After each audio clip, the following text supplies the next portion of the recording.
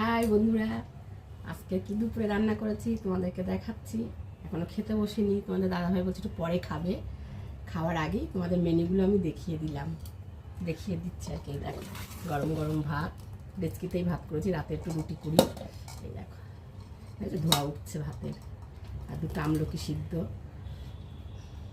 আর কি করেছি, উচ্ছে ছিল, বেশি উচ্ছে ছিল না, 4-5টা উচ্ছে ছিল, তাই ভাজা করেছি।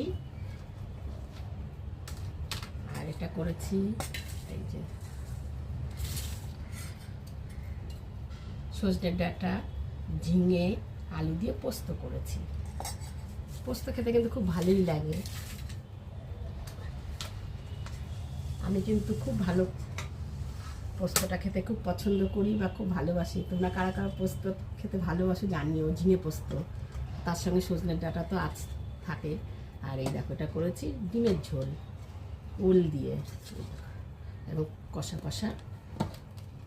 কষা করে করেছি। কষা কষা করে একটু ডিমের ঝোল করেছি। দেখো তরকারি কালারটা কি সুন্দর এসছে, তাই না?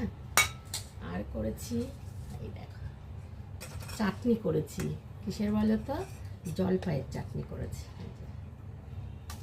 পাতলা পাতলা চাটনি করেছি, জল চাটনি মতো করেছি। এটা কিন্তু খেতে ভালোই লাগে জল চাটনিটা।